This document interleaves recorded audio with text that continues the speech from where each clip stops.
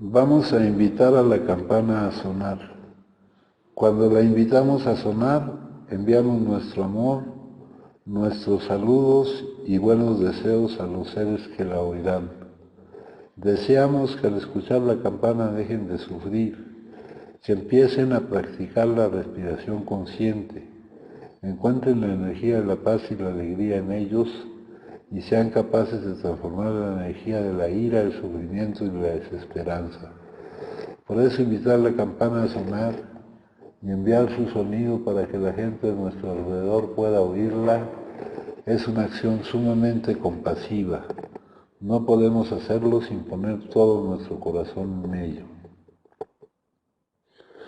Con el cuerpo, la palabra y la mente en perfecta unidad, envío mi corazón con el sonido de esta campana, que todos los que la escuchen despierten de su olvido y trasciendan el sendero de la ansiedad y el pesar.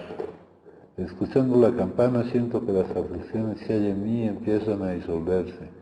Mi mente se serena y mi cuerpo se relaja. En mis labios nace una sonrisa. Siguiendo el sonido de la campana regreso a la isla de la plena conciencia y al jardín de mi corazón, donde las flores de la paz florecen bellamente.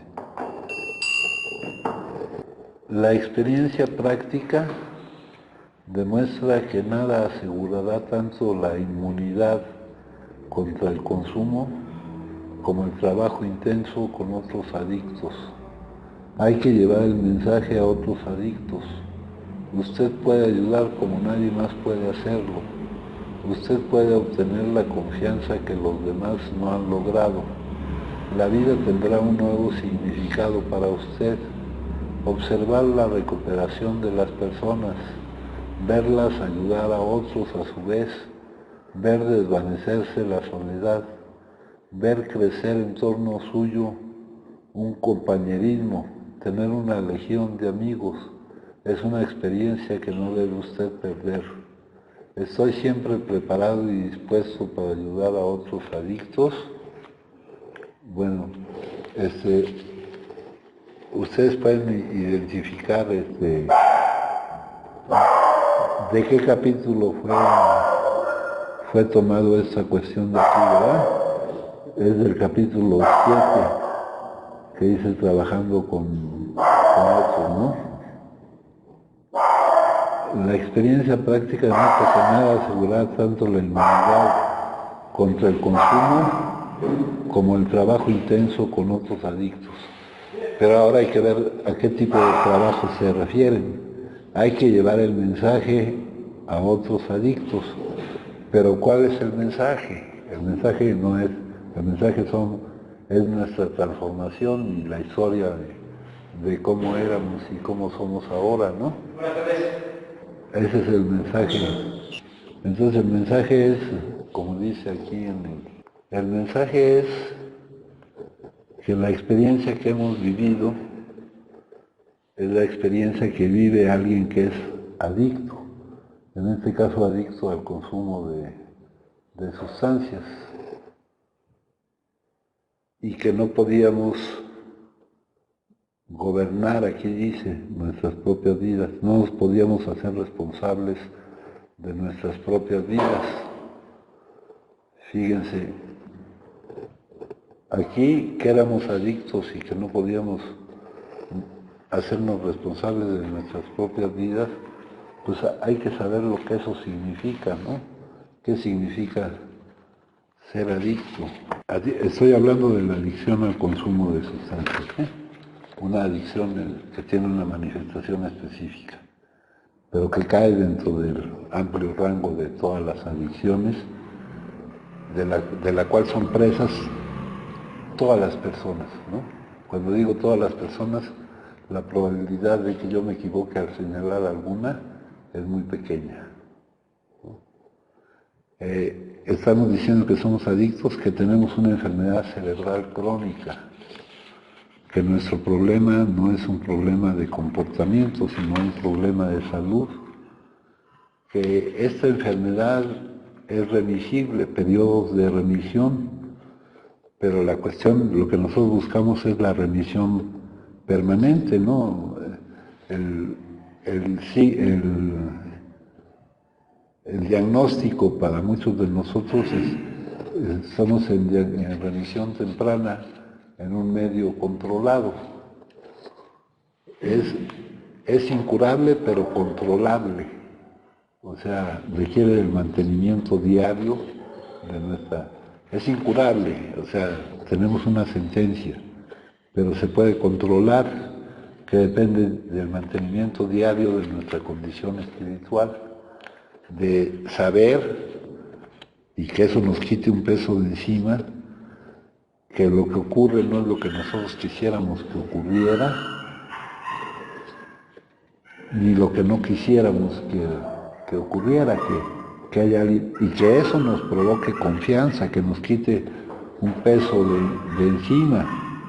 Es reincidible, o sea, tienes que aprovechar el tiempo en que estás controlando la enfermedad, en que no está presente el síntoma, para adquirir el cambio que necesitas adquirir, para poder abarcar todas las circunstancias que la vida te presenta. Dice por ahí, en ese mismo capítulo, dice más adelante aquí, empezamos a perder nuestro temor al hoy, al mañana o al futuro. Renacimos, ¿no? Es ser otros. Luego nos dice acá, tenemos una enfermedad progresiva, aumenta el deterioro de la salud y el daño a las distintas áreas de su vida, conforme aumenta el tiempo de la actividad adictiva. Luego dice aquí, es terminal.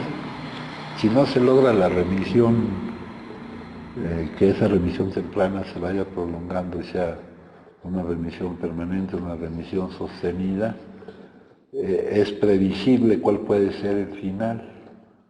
¿Ya? Si no se ingresa y permanece en remisión, es previsible el final, como un internamiento permanente, la cárcel o aún la muerte, ¿no? O la locura, ¿no? El tratamiento consiste en lograr el cambio necesario para permanecer en remisión, en ir cambiando. ¿Este cambio en qué consiste? ¿Estamos ante una alternativa en seguir siendo como somos? ¿O nos dice ahí, eso nos lleva a la obligación, a la necesidad de que nuestra vida tenga una base espiritual? Necesitamos movernos en otro ámbito que nos hace la vida llevadera. En el mundo condicionado, pues, no hemos tenido la de ganar, ¿verdad? En el mundo condicionado no hemos tenido la de ganar, y eso mismo nos ha llevado a consumir, ¿verdad? Dice acá, lo que define cómo se presenta el consumo en un adicto es la causa que lo ocasiona y la forma en que se consume. La causa que lo ocasiona va acompañado con la forma en que se inicia el consumo. Es una reacción, no es una decisión, no es una elección, es algo que no viene de tu parte racional, sino de tu parte emocional, de la amígdala, del cerebro reptiliano, y es una reacción que no puedes parar, ¿no? Aquí nos hablan de un salteador rapaz. Tenemos que estar prevenidos porque el salteador rapaz, si nos descuidamos, la forma de protegernos de ese salteador rapaz, pues es estar trabaje y trabaje en nuestro cambio todo el tiempo, en cambiar. Esto lo hace diferente de otro tipo de consumo de personas que no tienen la enfermedad. No todo el que consume es adicto, ¿verdad? También tenemos que tener cuidado porque muchas veces, sobre todo en personas que no han vivido ya lo necesario de la actividad adictiva para saber que son adictos, pues puede darse el hecho de que porque consumen, la gente crea que son adictos, ¿no? Yo he tenido muchos amigos del consumo Y cuando yo consumía con ellos, pues yo creía que ellos eran como yo no me daba cuenta de que yo era otro tipo de consumidor, ¿no? Recuerdo a varios, hace unos meses o ya no me acuerdo, un año, no sé cuánto, vino un amigo que vive en San Cristóbal Las Casas, que vino a verme, y ese cuate pues será un consumidor fuerte o será lo que sea, él sigue consumiendo, vende vinos. Tenía yo a mi compadre, que era mi primo, que él se especializó ahí en la clínica donde fuiste tú, Vic, en la clínica Pascua. Él es dermatólogo, ese es un consumidor fuerte, ¿no? O sea, su vida no descarriló, su vida no descarriló. Y así con muchos, ¿no? Recuerdo yo que cuando salí de un anexo por acá, por Ecatepec, no me acuerdo dónde, que se llamaba Centro de Rehabilitación y Desarrollo Humano, que era un anexo fabuloso, hijo, donde se pasaba meses en una sala así como esta, ¿no? Ibas recorriéndote del lugar, no salías de la sala, ¿no? Ahí dormías, ahí había un baño, ahí metían por la ventana unos salones para comer y iban recorriendo, ahí te estaban vigilando todo el tiempo, había los valoradores que se quedaban no te podían ni mover, ¿no? Bueno, salí de ahí y me encontré con otro amigo, aquí antes en Tecámac, creo, no sé, sí en Tecámac, había la fábrica de la Everready, y él era el director de cómputo para toda América Latina de la fábrica, ¿no? Y yo creía que era, y yo le enseñé yo lo metí en ese mundo de las matemáticas y de todo esto, ¿no? Entonces, esto lo hace diferente de otros tipos de consumo de personas que no padecen la enfermedad. O sea, es una diferencia que es, tal vez a corto plazo no se note, pero a largo plazo se va a acabar notando, ¿no? Entonces, y acuérdense que nosotros somos los que tenemos que diagnosticarnos, ¿verdad? Acá en el capítulo 4 nos dice que nosotros estamos condenados estamos ante una disyuntiva ahorita. Nomás hay dos caminos. Seguir siendo como somos, porque nuestra enfermedad no es el consumo es el síntoma, ¿verdad? La forma en que somos, en cómo reaccionamos a la vida, esa es nuestra enfermedad. Seguir siendo como somos, eso es equivalente a lo que te ponen aquí, de estar condenado a una muerte por adicción, o vivir sobre una base espiritual, que lo básico sea lo espiritual, ¿verdad? Teníamos que encontrar una base espiritual para nuestra vida, o de otro modo atenernos a lo que sucediera. No hay de otra, no es un camino o el otro. Acá, este cambio, dice, si este es el caso, nuestro deseo es que hayamos establecido con claridad la diferencia entre el adicto y el que no lo es. Si cuando deseándolo honestamente te das cuenta de que no puedes dejarlo del todo, o si cuando consumes tienes poco control de la cantidad que consumes, eres adicto. Si este es el caso, tú puedes estar padeciendo de una enfermedad que solo puede ser vencida por una experiencia espiritual. Ahora, ¿qué es esa experiencia espiritual? Es un cambio revolucionario, es ser otro, ¿no? Ser otros.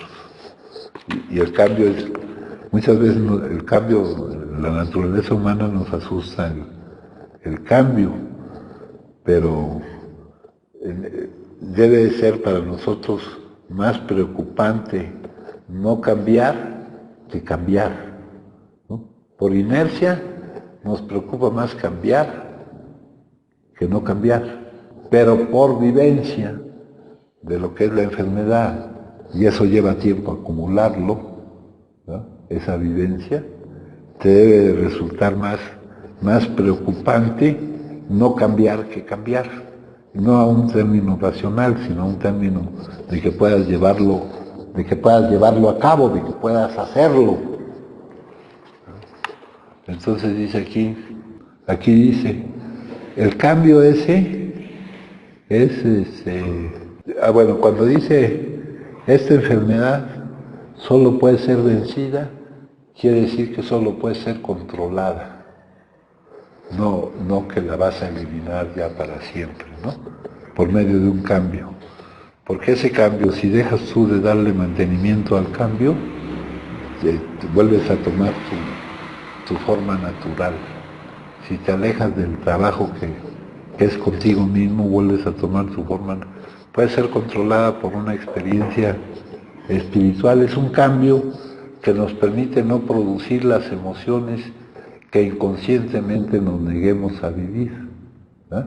Porque si se produce una emoción que inconscientemente nos neguemos a vivir, vamos a elevar el hecho de no vivirla a una necesidad primaria de supervivencia y va a ser manejado, las facultades del cerebro van a ser secuestradas para que manejes ese hecho, el hecho de no pretender que hay forma de no vivir esa emoción como una necesidad primaria de supervivencia, y ahí es cuando ya interviene la parte emocional del cerebro, la amígdala. Entonces dice, teníamos que encontrar una base espiritual. Todas estas ideas, acuérdense que aquí tenemos que ir más allá de las palabras, tenemos que darle un significado, ¿no? El significado que sea equivalente a lo que nosotros necesitamos. En teoría podemos saber mucho de eso, podemos hasta aprendernos de memoria y todo, ¿no? Pero tenemos que llevarlo a la práctica. Acuérdense que este camino es un camino pragmático. El pragmatismo es una corriente filosófica donde el juicio del valor de qué tanto vale determinada cosa es para lo que te sirve, ¿no? No los argumentos que le damos para que las cosas sean así, sino para lo que nos sirve, y nos sirve para alguna cosa que es imprescindible para nosotros, El juicio de valor es utilidad. Bueno, acá nos dice, hay que llevar el mensaje. Acá en el capítulo me dice, el mensaje es lo que vivimos, que éramos adictos, o sea, poder transmitir la experiencia de lo que vivimos en la adicción activa.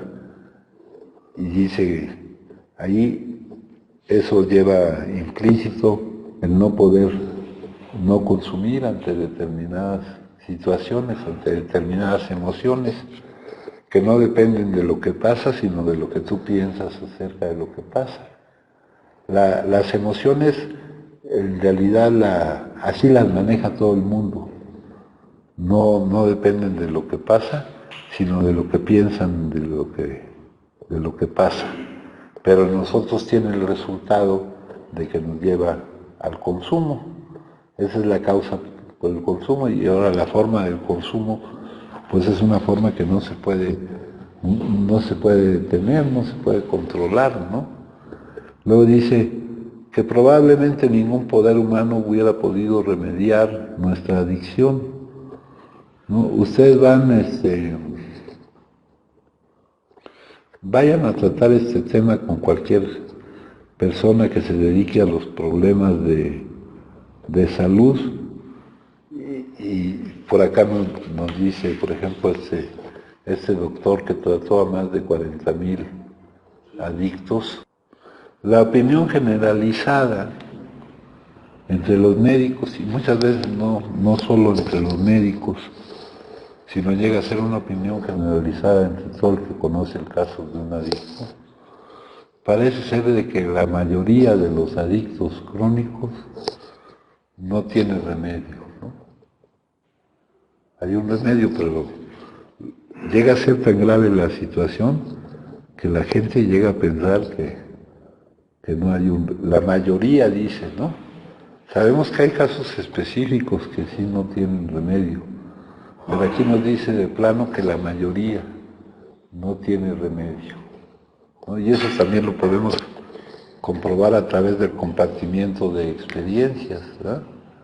Y no es porque esa persona no sea inteligente, no tenga capacidades, no tenga oportunidades, no. No es por nada, eso es porque tiene el problema de salud, del cual nos está hablando aquí. Entonces nos dice que se podía remediar y se remediaría de alguna manera. Sí se puede remediar, ese es el mensaje que debemos llevar, ¿no? Que se puede vivir con la enfermedad controlada y se puede vivir mejor, de otra forma. Es más, tienes que estar mejor acomodado con la vida que la gente que no tiene la enfermedad. Y adquieres mucho más que el simple hecho de no consumir, ¿no? Adquieres mucho más. Una capacidad para vivir la vida como la vida es, no como los condicionamientos se dicen acerca de lo que es la vida. Entonces dice, usted puede obtener la confianza del adicto que otros no han logrado. Ya les hablé yo de que en cualquier terapia lo principal es la confianza más que la técnica específica que se utilice, ¿no? Eso también te lo dice acá, de que están equipados con los hechos y saben de qué te están hablando. Luego dice aquí, entonces, respecto a este trabajo con los demás, hijo, que nomás es mostrar tu experiencia. No mostrar solamente la parte donde no podías, donde estabas considerado como que no tenías remedio. Es indispensable mostrar las dos partes, que aquello que no tenía remedio está teniendo remedio, ¿no? Ese es el mensaje, ese es un mensaje completo, pues. Si no, pues, cualquier adicto en la actividad puede pasar el mensaje de que no tiene remedio, ¿verdad? Tenemos muchos ejemplos de ese tipo, ¿no, hijo? Pero lo interesante son aquellos que pueden mostrarnos que tienen remedio, ¿no? Entonces dice aquí, observar la recuperación de otras personas. La vida tendrá un nuevo significado. Fíjense, que se nos haga algo valioso que nos satisfaga el observar cómo otras personas van saliendo de su situación de ser consideradas sin remedio, ¿verdad? Observar la recuperación de personas. Recuperación, ya les digo que es el mantenimiento de la remisión, ¿no? Verlas ayudar a otros. Ver de esta misma forma, ¿no? Ver cómo van pasando el mensaje, ¿no? Es hasta un motivo para nosotros poder estar bien, ¿no? Acá en este folletito, sin la oportunidad, mientras superamos esta etapa en que sabemos que no hay problemas, que todo problema tiene una solución espiritual. Dice, hay una solución espiritual para cada problema, la fuerza del espíritu. El hecho de que sepamos que no hay problemas, pues nos va a llevar un tiempo llegar a vivir eso, no a pensarlo sino a vivirlo. Entonces, sin la oportunidad, mientras llegamos a eso, necesitamos tener la oportunidad de olvidar nuestros propios problemas, ayudando a otros a solucionar los suyos. Sin esa oportunidad, muchos de nosotros con seguridad pereceríamos. Dice, esto es el corazón de la ayuda mutua de este programa de psicoterapia espiritual. Luego dice, ver desvanecerse la soledad.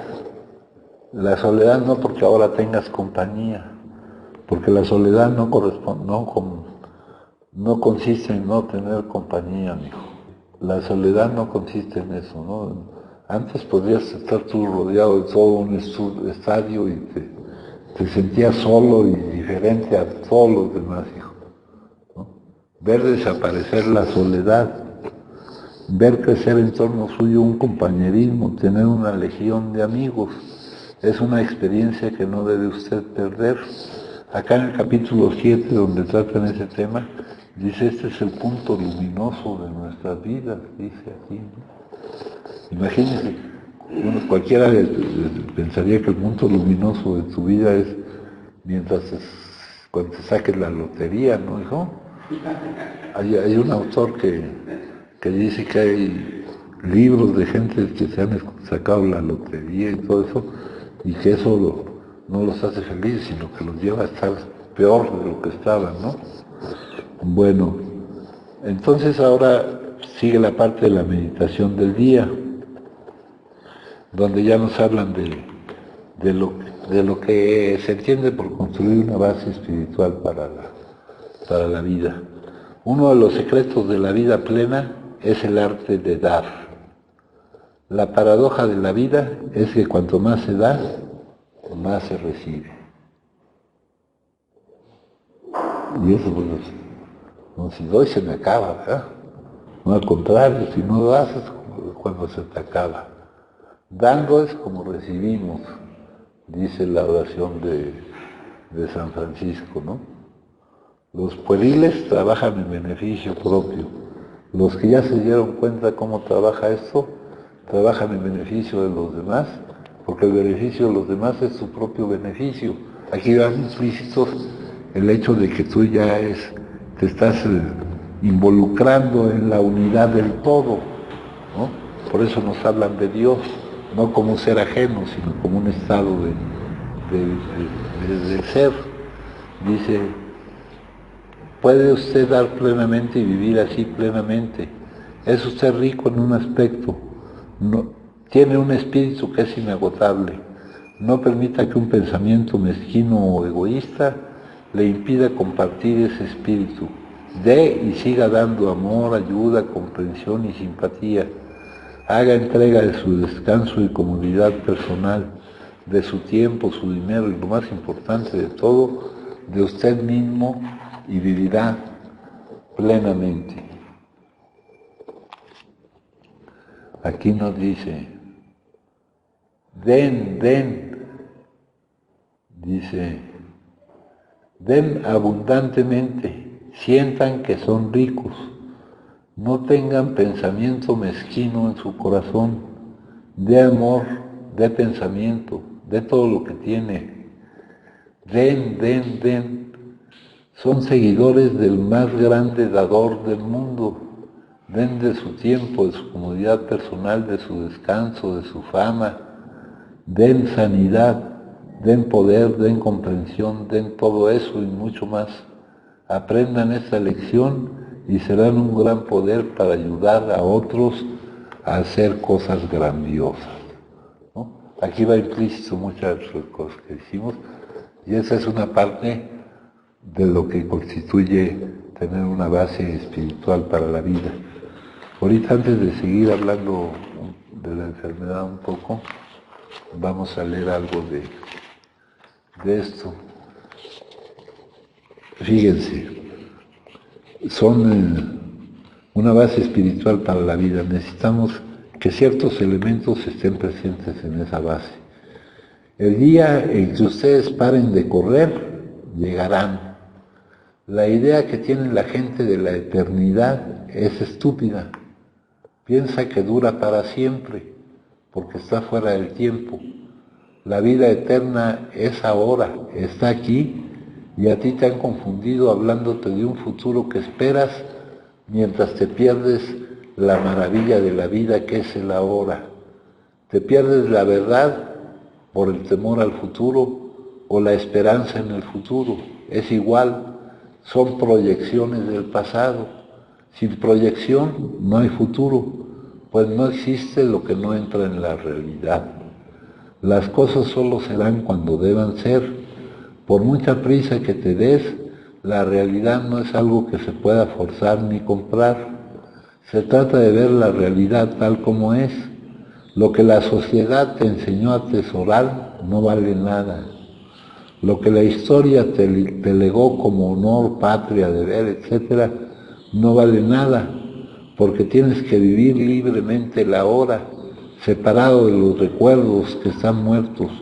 Solo está vivo el presente y lo que tú vas descubriendo en él como real. Experimenta la realidad. Ven hasta tus sentidos, esto te traerá hacia la hora, esto te traerá la experiencia. Es en el ahora donde se encuentra a Dios. Y de eso ya le leí varias veces una parte muy bonita, dice, se la leo de nuevo. Se dice que un gran sabio le dijo a un emperador romano: cuando llegue el día de tu muerte morirás sin haber vivido. Despertemos para que esto no sea nuestro epitafio. Hay gente que no permanece en el presente, en la hora, o está en el pasado o está en el futuro, ¿verdad? O está atormentado por el pasado o está en el futuro y se pierde en la cita con la vida, que es el ahora. Y eso viene de muchas creencias, ¿no? De que hay momentos más importantes que el ahora, que el futuro es más importante que el pasado. Pero en realidad no hay más que un único momento, el ahora. Lo que cambian son los contenidos del momento. Dice, cuando llegue el día de tu muerte morirás sin haber vivido. Despertemos para que esto no sea nuestra epitafia. El reino de Dios está aquí y es ahora, ¿no? El reino de Dios no es un lugar, no es el cielo, no es un lugar, es un estado de tu ser. Es posible que hayas ganado el mundo con el aplauso, pero perdiste la vida. La vida es algo que pasa mientras tú estás ocupado haciendo cosas, ¿no? Ya les había yo dicho que ¿qué es la vida? Lo que pasa mientras tú haces planes, ¿no? Y eso lo pueden comprobar. Pónganse a pensar si la vida que nos ha vivido, la vida nos ha vivido a nosotros o nosotros hemos vivido a la vida, ¿no? ¿Qué tiene que ver lo que hemos vivido con los planes que hemos hecho o lo que pensábamos que iba a ser nuestra vida, ¿no? Siempre es mejor lo que hemos vivido, compañero. Pero el que no coincida muchas veces lo llegamos a considerar como un fracaso, ¿verdad? El que no coincida el camino que nosotros hemos diseñado, al creer que nosotros somos los bailarines, ¿verdad? Y la vida es el baile, ¿no? Y es al revés. Entonces, esto es el poder de la hora, compañeros. Y este es de otro autor, también de un autor espiritual. La espiritualidad busca lo sagrado en todas la diferencia entre espiritualidad y religión. Nos dicen que todo esto no es religioso, ¿verdad? Aquí nos dicen, por ejemplo, la religión no es solo una, hay cientos. La espiritualidad es una. La religión es para los que duermen. La espiritualidad es para los que están despiertos. La religión es para aquellos que necesitan que alguien les diga qué hacer y quieren ser guiados. La espiritualidad es para aquellos que prestan atención a su voz interior. La religión tiene un conjunto de reglas dogmáticas. La espiritualidad invita a razonar sobre todo, a cuestionar todo. La religión amenaza y asusta. La espiritualidad da paz interior. La religión habla de pecado y de culpa. La espiritualidad dice aprende del error. La religión reprime todo y en algunos casos es falsa. La espiritualidad trasciende todo, te acerca a tu verdad. La espiritualidad habla de un Dios, no es Dios. La espiritualidad es todo y por tanto está en Dios. La religión inventa, la espiritualidad encuentra. La religión no tolera ninguna pregunta, la espiritualidad cuestiona todo. La religión es humana, es una organización con reglas de hombres. La espiritualidad es divina, sin reglas humanas. La religión es causa de divisiones, la espiritualidad une. La religión te busca para que creas, la espiritualidad tienes que buscarla para creer. La religión sigue los preceptos de un libro sagrado, la espiritualidad busca lo sagrado en todos los libros. Y aquí les acabo de mostrar un ejemplo, ¿no? Este tema lo maneja mucho otro autor distinto a este.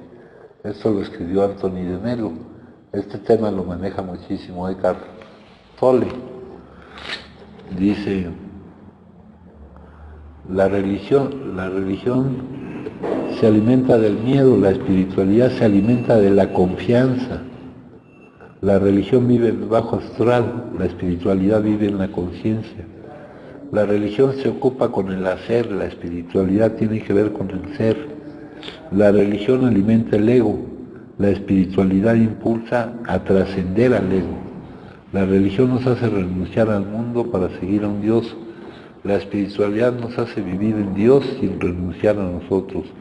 La religión es un culto, la espiritualidad es meditación. La religión nos llena de sueños de glorias en el paraíso. La espiritualidad nos hace vivir la gloria y el paraíso aquí y ahora. La religión vive en el pasado y en el futuro. La espiritualidad vive en el presente. La religión crea claustros en nuestra memoria. La espiritualidad libera nuestra conciencia. La religión nos hace creer en la vida eterna. La espiritualidad nos hace conscientes de la vida eterna. La religión promete vida después de la muerte.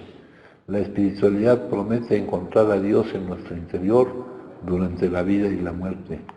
No somos seres humanos que pasan por una experiencia espiritual. Somos seres espirituales que pasamos por una experiencia humana. La espiritualidad se relaciona con la formación de principios, los valores, los ideales y la consagración de la persona en su íntima comunión con Dios.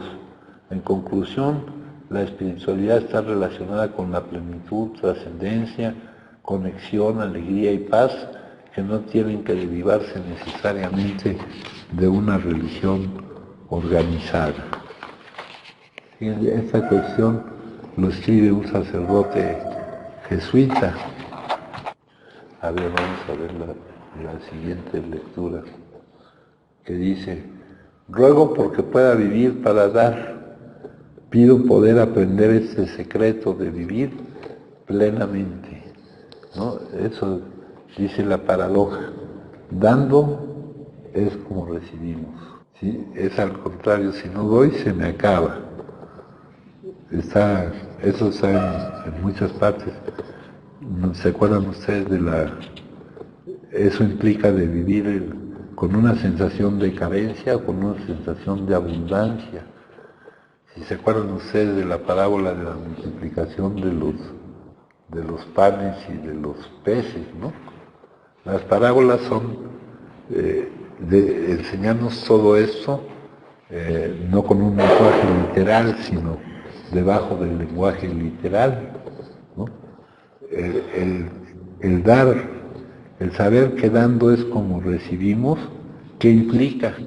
Vivir en la morada de la abundancia y no en la morada de la carencia. Si lo que recibamos depende de lo que damos, ¿en qué centramos nuestra atención, compañero? ¿En recibir o en dar? Dar está bajo nuestro control. Recibir no está bajo nuestro control. Recibir está bajo el control de aquellos que tú estés esperando que te den. Vamos a trabajar de las cosas que nos atañen a nosotros, no de las cosas que no están en nuestro ámbito de movimiento. Bueno, luego por ejemplo dice esto, la muerte es una ilusión. El mayor de nuestros miedos es el de no existir o convertirnos en nada. Muchos de nosotros creemos que nuestras existencias se inician en el momento de nacer o de ser concebidos y que finalizan en el momento que morimos. A eso le llaman vida, que es un término mal usado. Creemos que venimos de la nada y que al morir nos vamos a la nada.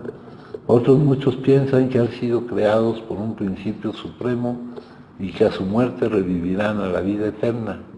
En cualquier caso, estamos embargados por la angustia de la aniquilación. Ante la muerte parece que solo cabe considerar dos opciones posibles: creer en la eternidad de un alma indestructible o creer en la aniquilación de un cuerpo material perecedero. Multitud de eruditos y filósofos preguntaron en muchas ocasiones al Buda sobre las filosofías opuestas del eternalismo, ¿verdad? Que es lo primero, cree en la eternidad de un alma indestructible, y el nihilismo, cree en la aniquilación de un cuerpo material perecedero. Aquellos que les preguntaron si existía un alma eterna, el Buda les respondió que no había un yo permanente. Aquellos que les preguntaron si al morir desaparecíamos en el olvido, les respondió que no había aniquilación. Fiel al camino medio, rechazó ambas ideas extremas. A partir de su experiencia, el Buda considera la existencia de una manera totalmente distinta. Nunca hemos nacido y nunca podemos morir. Nacimiento y muerte no son más que conceptos en nuestra mente. El creer que son reales origina en nosotros una poderosa alucinación que nos hace sufrir. El Buda enseñó que no hay ni nacimiento, ni muerte, ni llegada, ni partida, ni similitud, ni disparidad, ni crecimiento, ni disminución, ni un yo permanente, ni la aniquilación. Solo creemos que existen. Así, el terror que nos infunde la muerte está causado por nuestras percepciones e ideas erróneas sobre el ser y el devenir. Ahora bien, cuando comprendemos que nuestra verdadera naturaleza original es el no nacimiento y la no muerte, nos libramos del miedo al no ser y a la aniquilación. Ello requiere que observemos con suma atención y detenimiento las cosas, que penetremos a fondo en su naturaleza última. Entonces conocemos la libertad y la alegría del camino medio que discurre entre los dos extremos del eternalismo y del nihilismo, y podemos disfrutar de la vida y apreciarla de una forma completamente nueva. Shakespeare dijo por boca de Hamlet: ser o no ser, esa es la cuestión. El Buda dice: no, esa no es la cuestión. En realidad, es nuestra idea del ser y del no ser la que nos confunde, la que nos hace creer que algo existe o no existe. Tales ideas no pueden aplicarse a la realidad. No son más que convenciones que nos ayudan a relacionarnos con nuestro entorno. Son conceptos que nos dan un punto de referencia, pero no son reales. La realidad está libre de cualquier concepto o idea. El Buda dijo que si uno se queda atrapado en una idea creyendo que es cierta, pierde la oportunidad de conocer la verdad. El primer ejercicio de concienciación trata pues de liberarse de las ideas. La libertad sobre todo en estar libres de nuestros conceptos e ideas. De lo contrario podemos sufrir mucho y también hacer sufrir a otros seres. Solo cuando nos desprendemos de todas esas ideas sobre el ser y el no ser, puede manifestarse la realidad tal cual es. ¿Se acuerdan del cambio que nos piden? Desechar las ideas, emociones, pero en este caso ideas, ¿verdad? Entonces venimos a quitar cosas que nos estorban. Cuando alguien preguntó al Buda cuál es la causa de todo cuanto existe, él se limitó a responder: esto es porque aquello es, esto surge porque aquello surge. Ahorita les voy a leer una parte. Significa que todo depende de todo lo demás para manifestarse. Cuando se dan todas las condiciones necesarias, las cosas se manifiestan. Entonces decimos que existen. ¿Se acuerdan ustedes de las 7 leyes espirituales? Pasar de lo manifiesto a lo manifiesto en el campo de todas las posibilidades. Y cuando no se dan o fallan algunas condiciones, aquellas cosas ya no pueden manifestarse y se retiran. Entonces decimos que no existen y esperan a que llegue el momento adecuado para volver a manifestarse. Para calificar algo de existente, pero calificar algo de existente o inexistente es un error según el Buda, porque en realidad no hay nada que sea totalmente existente o inexistente. Cuando perdemos a un ser amado, hemos de recordar que no se ha convertido en nada. Algo no puede convertirse en nada, y nada no puede convertirse en algo.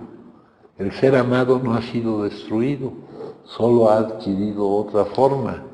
Esta forma puede ser una nube, un niño o la brisa. Podemos ver al ser amado en cualquier cosa. Nuestra verdadera naturaleza es la naturaleza del no llegar y del no partir. No hemos venido de ninguna parte ni vamos a ninguna parte. Cuando se dan todas las condiciones necesarias, nos manifestamos, y cuando no se dan, dejamos de manifestarnos.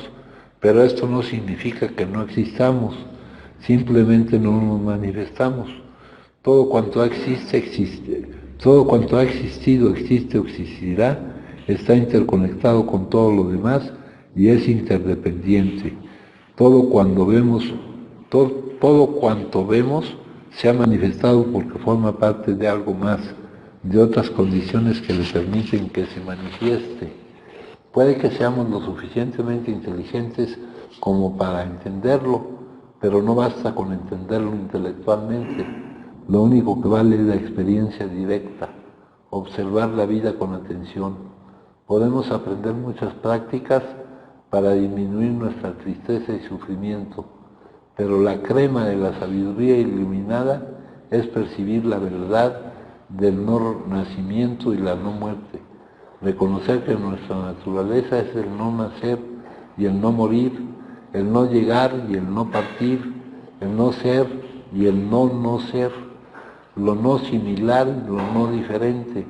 Hacerlo más allá de toda idea u opinión es liberarse del miedo, es alcanzar la iluminación, es vivir plenamente en el interser. Ello requiere dedicar un tiempo en nuestra vida cotidiana a la práctica de la meditación y perseverar. Entonces podremos observar a fondo la naturaleza de todas las cosas con el poder de la conciencia y la energía de la concentración y de la clara visión. La dirección de la felicidad es el momento presente. En él está cuanto necesitamos saber. Reservemos un espacio de tiempo para observarnos a fondo. La respuesta está dentro de nosotros. Para que se manifieste solo necesitamos una condición más. La naturaleza búdica, la capacidad de comprender y percibir nuestra naturaleza real tal cual es. Un maestro no puede dárnosla, solo puede ayudarnos a entrar en contacto con la naturaleza despierta, con la gran comprensión y compasión que hay en nosotros. Esta forma de practicar nos permite vivir sin miedo y morirse serenamente sin lamentar nada. Al igual que los grandes seres, cabalgamos libremente sobre las olas del nacimiento y la muerte. Y al vivir y morir así podemos también ayudar a muchas personas que nos rodean a vivir y morir en paz. Si nuestra presencia es firme y serena, la persona moribunda no se sentirá demasiado asustada y apenas sufrirá. A muchos de nosotros el no ser nos asusta y esa angustia nos hace sufrir mucho. Por eso es necesario revelar al moribundo la realidad de que somos una manifestación y una continuación de muchas manifestaciones. Hacerle comprender la verdad de que nada nace, nada muere, nada nace, nada muere. Fíjense, acá en Nos decían en qué momento podemos encontrar a Dios, ¿verdad? Y aquí nos dice, me encontraba lamentando el pasado y con temor al futuro. De pronto mi Señor habló, mi nombre es Yo Soy. Hizo una pausa, aguardé, Él continuó.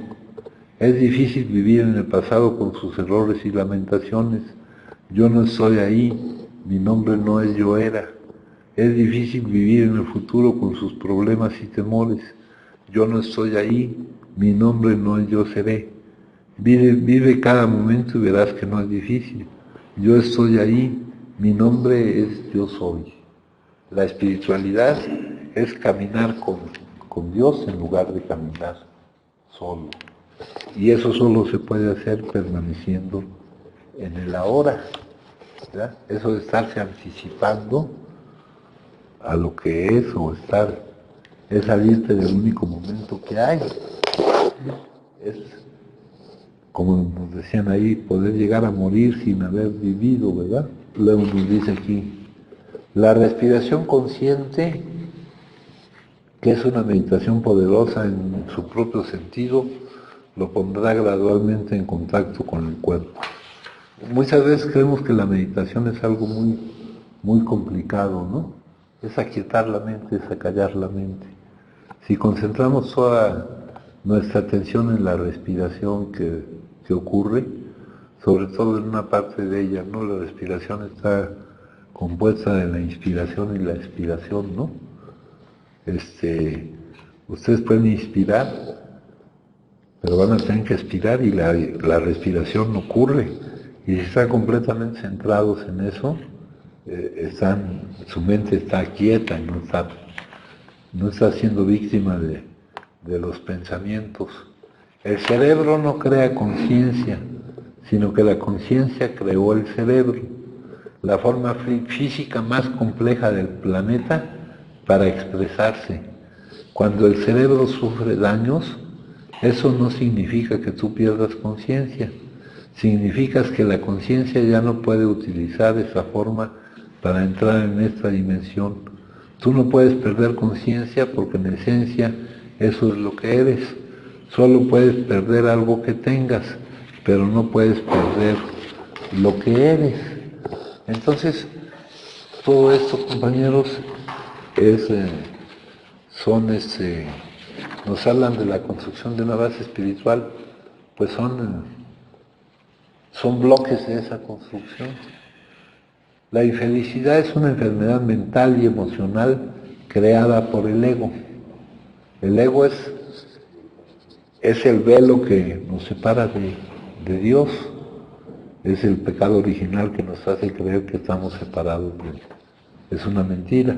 La enfermedad de la infelicidad ha alcanzado proporciones epidémicas. Es el equivalente interior de la contaminación ambiental de nuestro planeta. En el sentido más amplio de la palabra, el ego es patológico, es muestra de una enfermedad, independientemente de la forma que adopte. Cuando analizamos el origen de la palabra patológico derivada del griego antiguo, describimos cuán apropiada es cuando se le utiliza para calificar al ego, aunque normalmente se use para describir una condición de enfermedad. Viene de patos, que significa sufrimiento. Esa fue exactamente la característica de la condición humana que descubrió el Buda hace 2600 años. Sin embargo, la persona que está aprisionada por el ego, por el falso yo, por la identificación con lo que no es, ¿verdad?, que no te permite alcanzar la identificación de lo que sí eres, no reconoce el sufrimiento como tal, sino que lo ve como la única respuesta apropiada para una determinada situación. En su ceguera, el ego es incapaz de ver el sufrimiento y la negatividad que se inflige a sí mismo y que le inflige a otros. Los estados negativos como la ira, la ansiedad, el odio, el resentimiento, el descontento, la envidia. Fíjense, por aquí dice la ira, la negatividad, el enojo también, el descontento, los celos y demás no se ven como negativos, sino que se consideran totalmente justificados y además no se perciben como nacidos de nosotros mismos, sino de alguien más o de algún factor externo, ¿verdad? Es no hacernos responsables de nuestro estado emocional, y nuestro estado emocional sí es una responsabilidad nuestra, no puede depender de las circunstancias. Creíamos que las circunstancias nos impulsaban a consumir.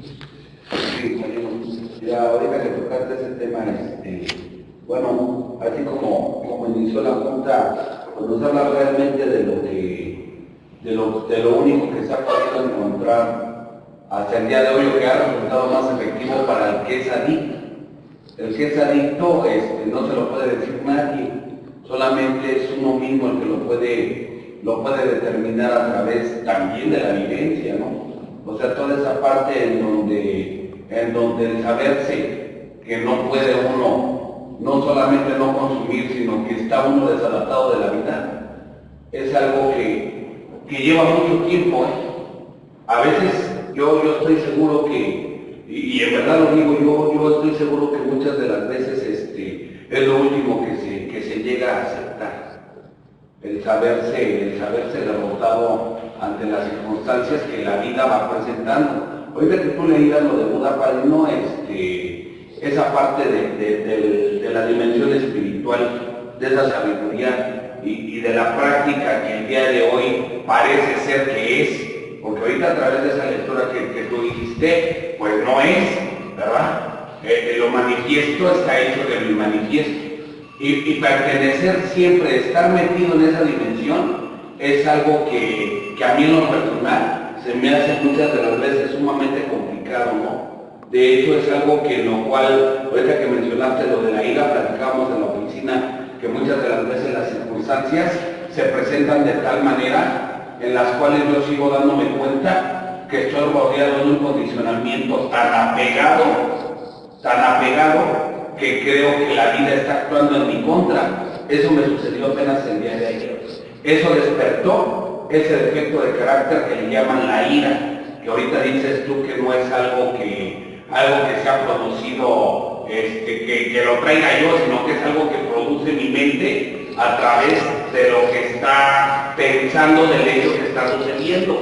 Me recuerda la parte en donde nos dices que uno no tiene la posibilidad de poder ver la interconexión de todas las cosas, ¿no? O sea, esa cuestión que me sucedió el día de ayer, si yo la cambio a que me están previniendo de algo que a lo mejor pudo haber sido, pero tampoco me conviene meterme en eso, porque es estar queriendo adivinar algo de lo que no sé nada, ¿verdad?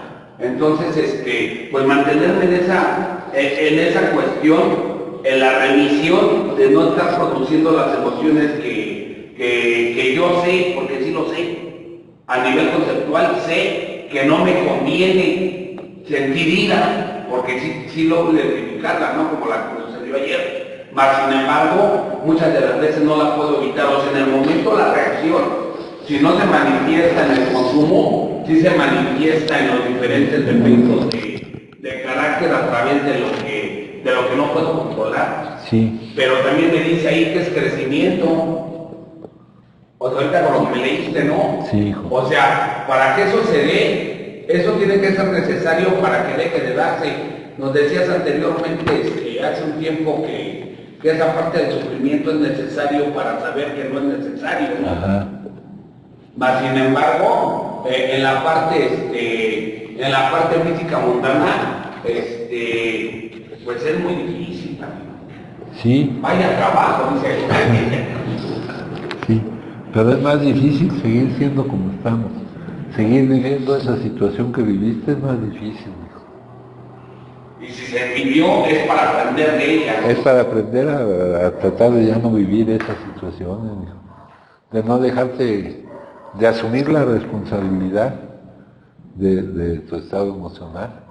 ¿Qué es el enojo? Es la forma en que tú mismo te lastimas por la actitud de otros o por las circunstancias que ocurren, hijo. Tú mismo te estás causando el sufrimiento, hijo, ¿no? Es una reacción condicionada por el condicionamiento de que creemos que dependemos de las circunstancias, ¿no? Pero no, en nosotros, pues, y nosotros no lo que buscamos es el no consumo, pero no cualquier tipo de no consumo. El no consumo por estar bien. Eliminar la causa. Eliminar la causa, no eliminar solo el síntoma, ¿no? Porque eso te va a llevar más lejos, ¿no? A sentir que la vida no es un callejón sin salida, ni algo que hay que conquistar, o algo que hay que soportar. Así hemos vivido, creyendo que la vida es, inconscientemente creyendo que era insoportable. Y para soportarla, puta, teníamos que meternos algo, ¿no? Y eso nos dañaba. Y luego, ¿cómo queríamos reaccionar contra la vida? Creyendo que la vida estaba en contra nuestra, queríamos ponernos al tú por tú con la vida, castigarla, ¿cómo? Castigándonos a nosotros, ¿no? Es como cuando te enojas y te vas a la cama sin cenar y te pasas la noche con mucha hambre, ¿no, hijo? O hacemos cualquier tipo de locura, ¿no, hijo? Oye, padrino, otra cosa, ese estado disfuncional de los tiempos a través de la ansiedad, yo he logrado detectar que es a través de la ansiedad en mi persona. Es como que es demasiado, algo en donde me levanto y ya quiero estarme bañando. Sí. Me baño y ya quiero estar arreglando las cosas para irme. Sí. Ya las tengo y ya quiero estar a donde voy a llegar. Sí. Esa parte es demasiado futuro y poco presente, es no saber vivir en el ahora, ¿no? Algún día les leí lo de la mandarina, ¿no, hijo? Sí. Ya quieres el otro antes de comerte el primero y ni disfrutas el primero porque quieres el otro, ¿no, hijo? Y eso es una cuestión de práctica. Sí, mijo. Sí, estar en cada momento, ¿no? No vas a llegar a hacerlo a la perfección, pero sí de determinada forma que no estemos tan mal como estamos, mijo. Mejorar, progresar, ¿no? Fíjate, dice aquí otro. Se consideran totalmente justificados y además no se perciben como nacidos de nosotros mismos, sino de alguien más o de algún factor externo, ¿no? ¿Por qué pasó eso? Pues por la circunstancia o por una persona, por una actitud, ¿no? Pero en realidad están naciendo de nosotros mismos. Te hago responsable de mi sufrimiento. Esto es implícitamente lo que dice el ego.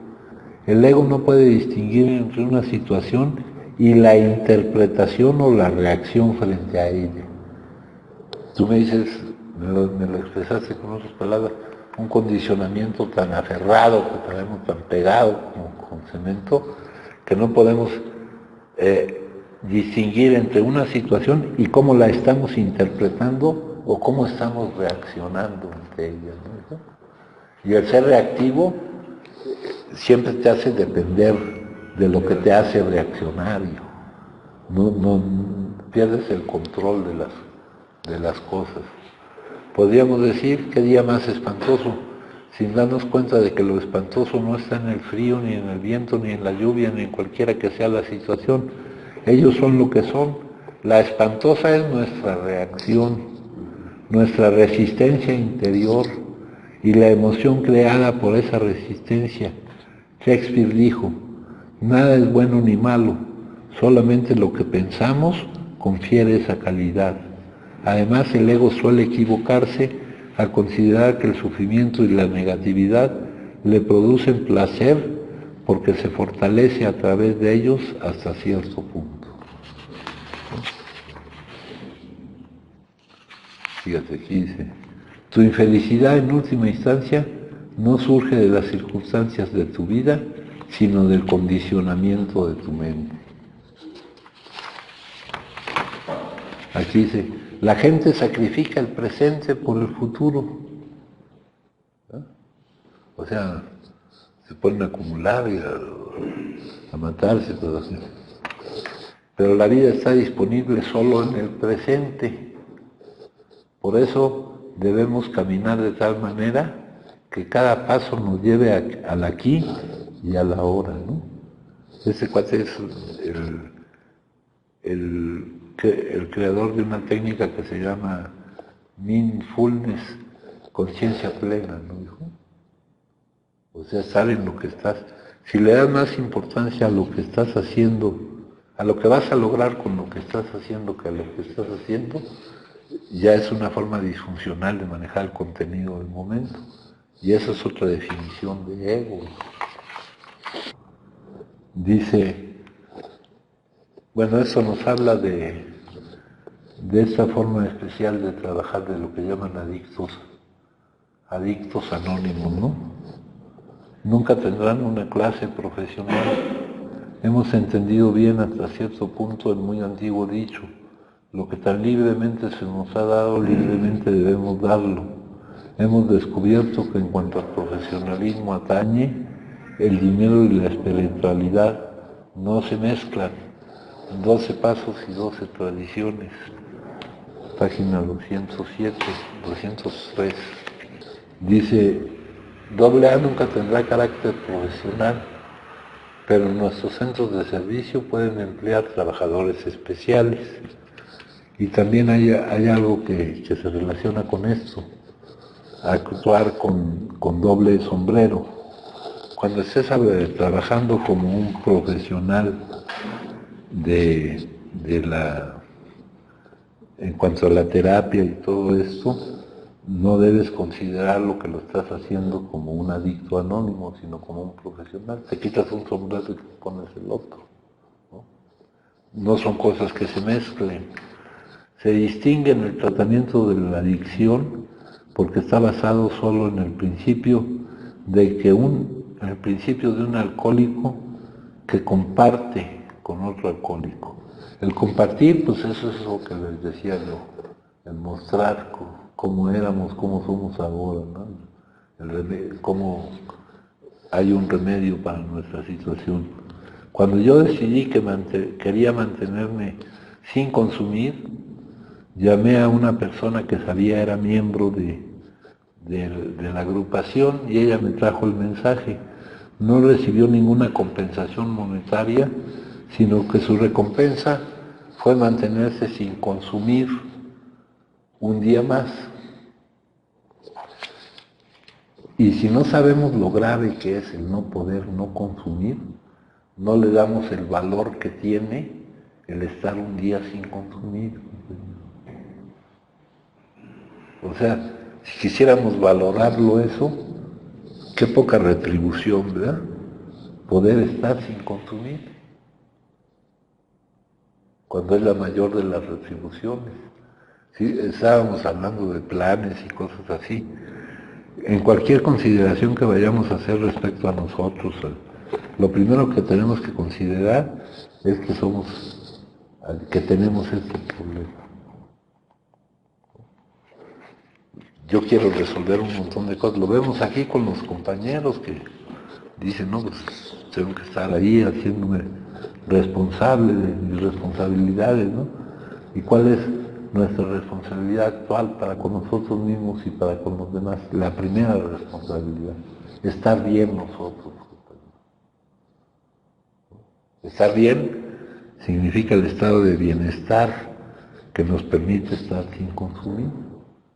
Y eso es lo primero que tenemos que lograr, porque si no, lo demás no se va a poder lograr.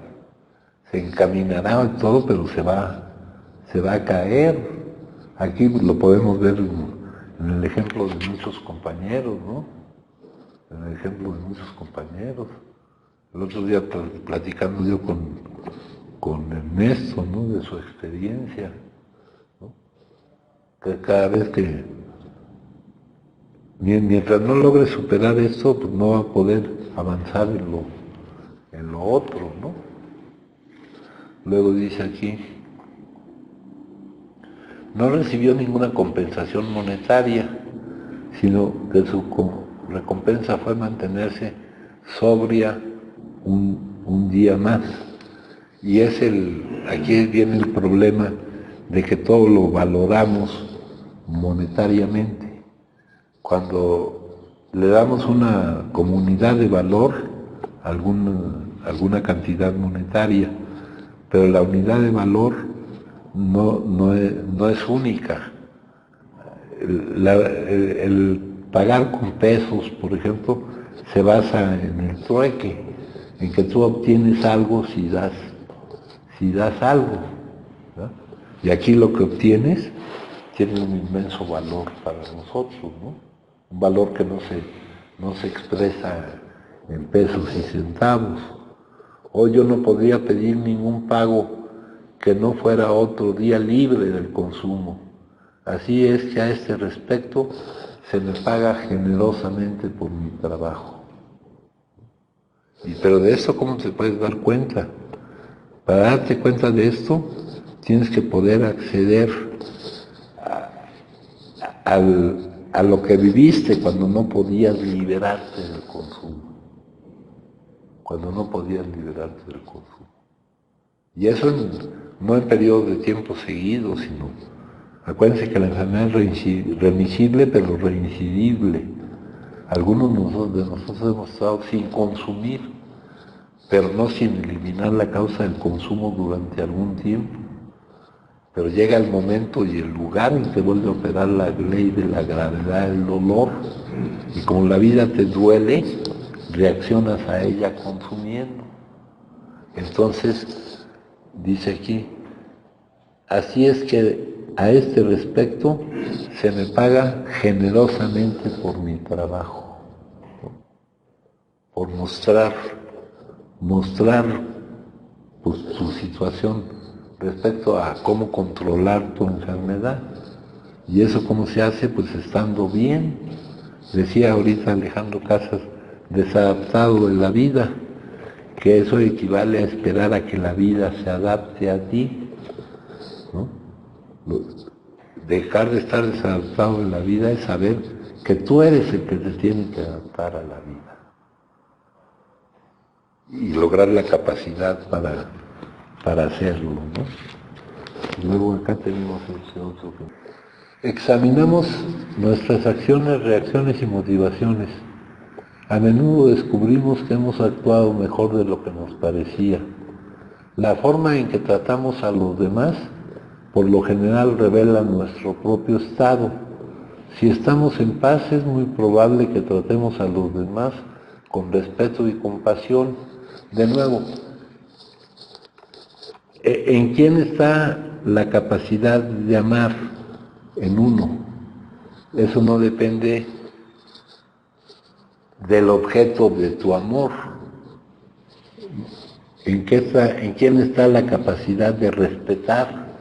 En uno. No vamos a pedir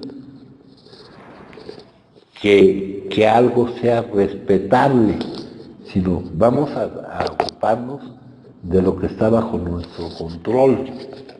Aquí dice, pero cuando nos sentimos descentrados, lo más probable es que los tratemos con intolerancia e impaciencia. Si hacemos regularmente un inventario, seguramente veremos el patrón de conducta. Cuando nos sentimos mal con nosotros mismos, tratamos mal a los demás. Lo que quizás no se vea en el inventario es la otra cara de la moneda. Si tratamos bien a los demás, nos sentimos bien, o sea, se da la vuelta. Si añadimos esta verdad positiva a los hechos negativos que hallamos, empezamos a comportarnos de otra manera. Cuando nos sentimos mal, podemos hacer una pausa para pedir orientación y fortaleza. Después tomamos la decisión de tratar a quienes nos rodean bondadosa y amablemente, con la misma consideración que deseamos para nosotros. Esto es la ley. F. Tyson hacía muchas juntas. No hagas a otros lo que no quieras que para ti, o haz a otros lo que quisieras para ti, ¿no? Dice, la decisión de ser bondadosos quizás alimente y sostenga la felicidad y paz de espíritu que todos deseamos, y la alegría que inspiramos tal vez levante el ánimo de aquellos que nos rodean, que a su vez fomentan nuestro propio bienestar espiritual. Recordaré que si cambio mi comportamiento, mis pensamientos también cambiarán, ¿no? Si cambian, eso por ahí lo dice un psicólogo, que el más grande descubrimiento es que una persona al cambiar sus actitudes puede cambiar su pensamiento, ¿no? Eso es algo muy, muy valioso. Si cambio mis actitudes voy a cambiar cómo pienso de las cosas, cómo califico las cosas. ¿Gustan compartir algo, compañeros? ¿No? Bueno, pues entonces les agradezco mucho.